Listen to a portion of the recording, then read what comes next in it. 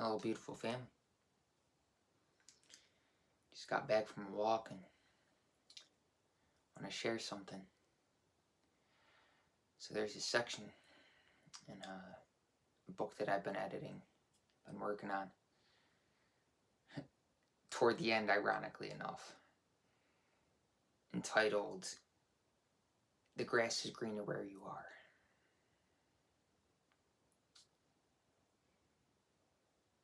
I was really thinking about it on the walk, or really feeling it.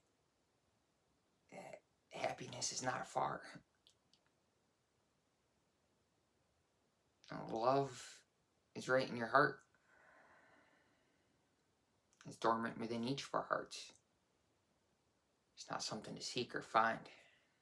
It's present at all times.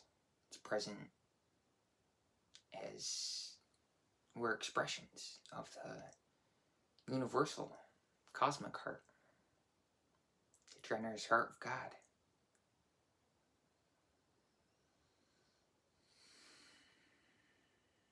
So simply surrender oneself to the process of life. And I say this as I was thinking, there was a time where I really had it in my heart to give today, to do something for somebody, but I didn't know what to say. I felt that this person needs a hug, but it's not part of my play. It's not socially acceptable as the role, the persona that I either consciously or subconsciously identify with, my self-image, my personality. It's not socially acceptable, so I'm not going to hug this person, even though I feel that, mutually beneficial. We both could benefit. That loving embrace, the presence, is always guiding us, leading us, directing us, and protecting us, embracing us as we're a part of this generous universal heart. And we can mimic it in our activity when we live in purity, live harmoniously. We don't engage in senseless sexual activity whimsically. And we're conscious of our eternal relationship with God.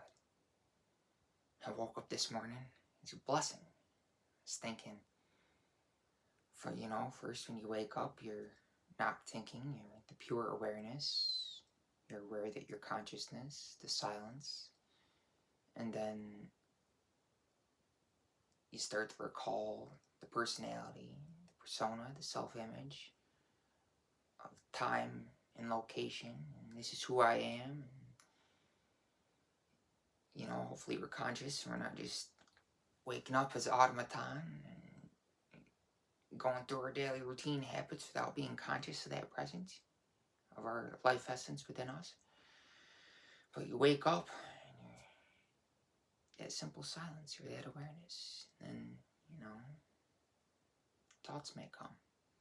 And the first thought that came today, I grabbed the phone. Usually I don't grab the phone right when I wake up, but thought came. And I wrote it down because I'm going to put it in the book. And shortly after I upload this, I'm working on it every day consistently. Consistency is key. You show up and the Lord works through me. I don't take credit for it. But I grabbed the phone because I'm like, I got to put this stuff in the book. And I'm so blessed, blissful, and eternal. Ever so grateful and thankful to be so joyful. And I woke up thinking that. And then just the whole day's been a reflection of that. Just goes to show the power of our thoughts. And how reality is a reflection of our inner thought process and what we witness within, whether it's silence and serenity as a result of living in purity and harmoniously, or it's a powerful thought process reflected outside of us, manifest as the world all around us. And we see that purity reflected in the worldly. Nature has no impurity. It's only man's ideas. It's only our thoughts that make it seem impure. It's perfect as it is. So I say this because in there, speaking of love, there's the cat, which is a perfect bundle of love, which is not an attachment. Graham recently had a surgery, and so I took the cat back. She had a hysterectomy or something like that, and she's not supposed to lift more than 10 pounds. So I figured the cat litter and other things, taking care of her, like, I'll take that burden off her. Not that she's a burden, she's perfect, loving energy. But I was like, Graham, I'll take the cat back so you don't have to worry about that. And, I let her go for a while. Had her for several years, and there was a time where I went on a prolonged fast, and I really wanted to go within and do some soul searching. And, sometimes she's not a distraction, but sometimes she vies for the attention. I'll be sitting meditating, and she'll meow, or come in and brush up against my leg, or, make noise in the background to, test me. I see it as a test, right? Everything that happens in the worldly is a test. And, yeah, but there's a time where I just, I really just want to be completely alone. And so I let Graham take care of her, and I was like, Graham, because I used to live with Graham, and I've been living on my own for a while now, and Graham is kind of, her attachment style is heavy, and so I was like, by you, the cat being with you, that's like me being with you, because she's an extension of me. So, that kind of gave her a peace of mind, I think, a little bit, is taking care of her every day, it's like taking care of me as a baby. He tells me, you'll always be my baby. Baby with a beard. Anyways, just to kind of have that openness of heart to share and express this. There's a lot of, the world is polarized to the masculine. And just, having a pet. A lot of people spend a lot of money on physical remedies and medicines to, alleviate stress or whatever it is. But simply having a pet, that would alleviate a lot more stress than any physical remedy, I believe, because it helps you open the heart. Every day, the cat only gets fed out of love.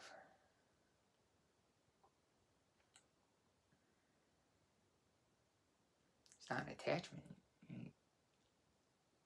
You only love somebody or something if you can let it go. So I let her go. And, I don't take her for granted. I never did. But especially you go a long time without having something,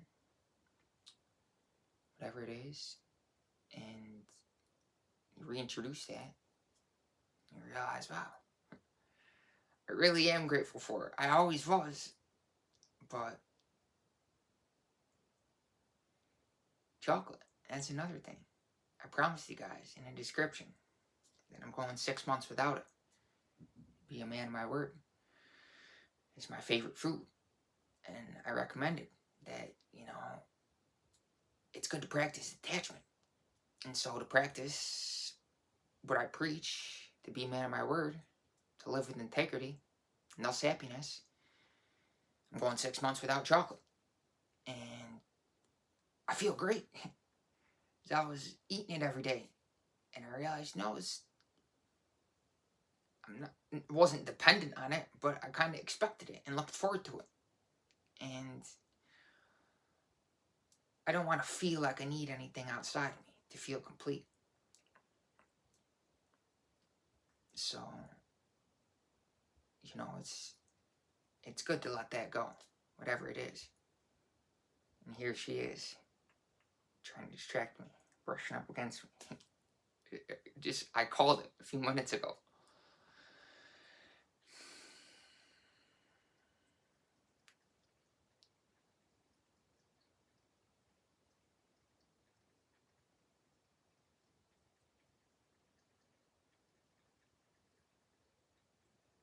Drinking water. Background, life water. The essence of which is sheer light. Take a cold shower. It's great. In relation to the last video, really helps us build up that nerve force. Opens up the cells of the body. Helps us build ojas. It's life energy. The chi.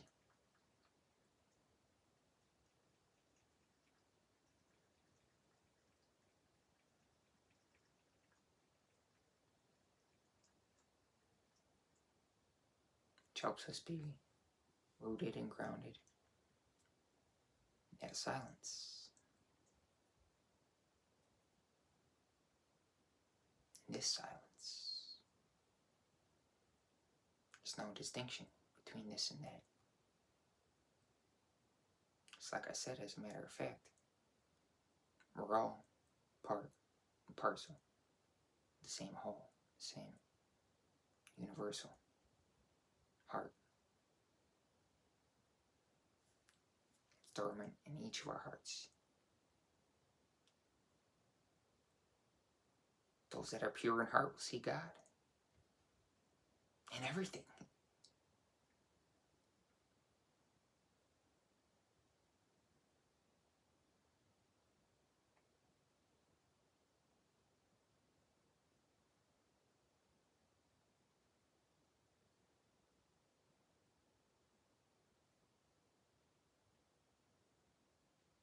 And so you only love something or somebody if you can let them go.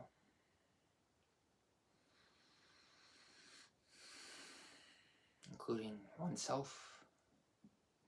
To let that self-image go. That identity with the personality, nationality. Whether it be a scientific, professional, or religious identity. You can understand that's our role. But we're the awareness that's aware of the role. We're the awareness that's aware of the thought process. That awareness that's rooted in silence. When we get established in that silence, we can effectively witness and direct the thought process so that we can live harmoniously. And that, of course, will be reflected in the world around us. As within, so without. The kingdom of heaven is within. As above, so below.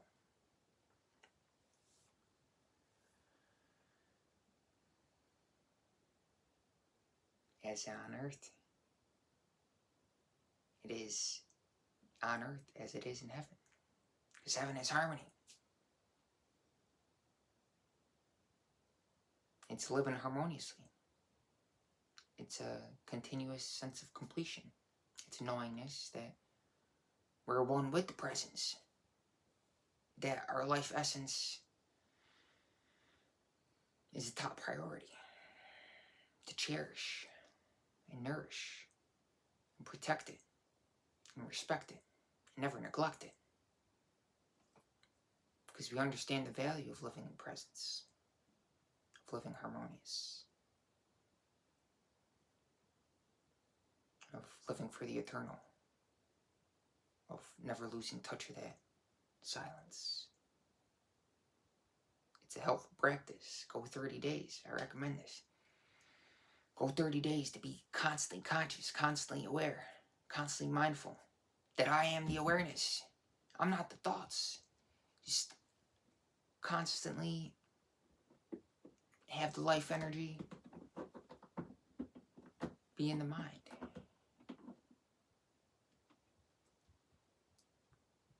And in due time, you really feel that sense of connectedness, that presence. And it'll become natural. Your mind will always be fixed on that powerful essence within you, within us, as we're all expressions. That self-same energy. We may have individually grown up in different environments, gone through different circumstances, situations, interacted with different people in the process of growing up. But we can all relate to each other because as humans, we all share the same spectrum of emotions.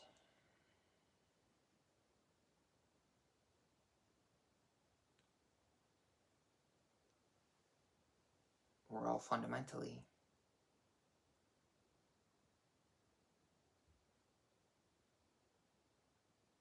this, the presence.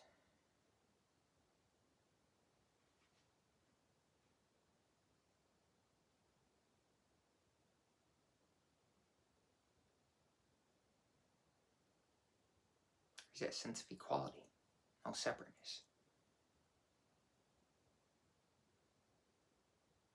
So I share this because formerly, like I said at the beginning of the video, I had it in my heart to share, but I didn't know what to say.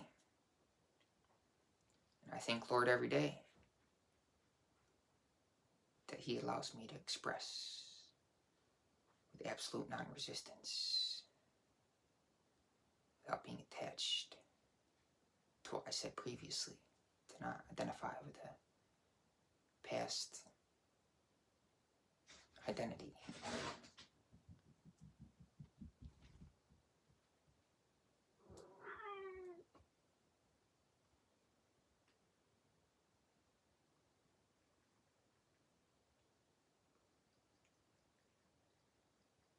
To always be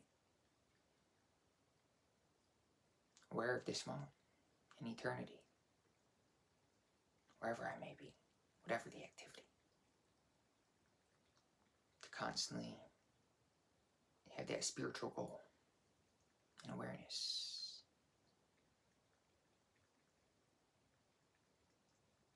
Of full enlightenment.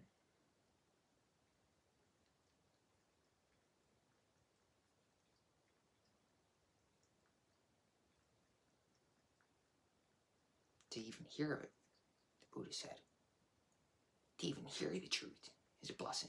To be born a human is a blessing.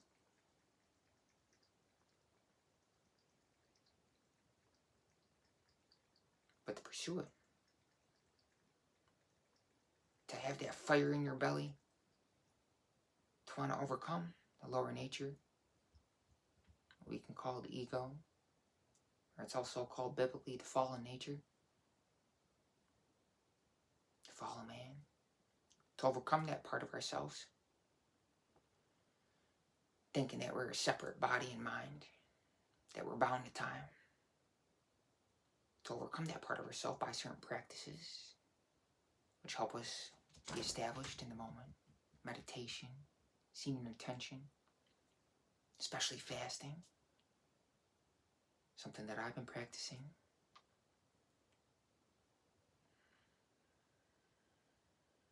First requires a lot of discipline, self-control, but after a while, it becomes natural because you're wholeheartedly surrendered. Surrendered to God, eternity, in this moment now. And thus you don't react to the world around, whether it be the cat, car driving by, whatever it is, because you're the simple witness, you're the loving witness. There's no resistance. You're one with the presence. Presence doesn't cause anything to happen. It is everything that seems to be happening.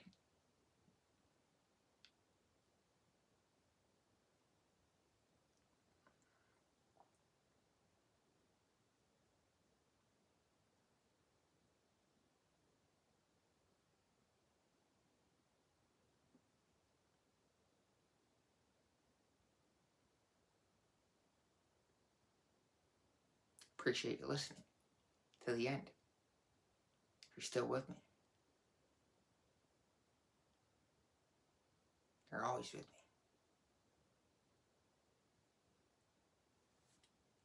I'm always with you. I'm in you. You're in me. In eternity. Living blissfully, harmoniously.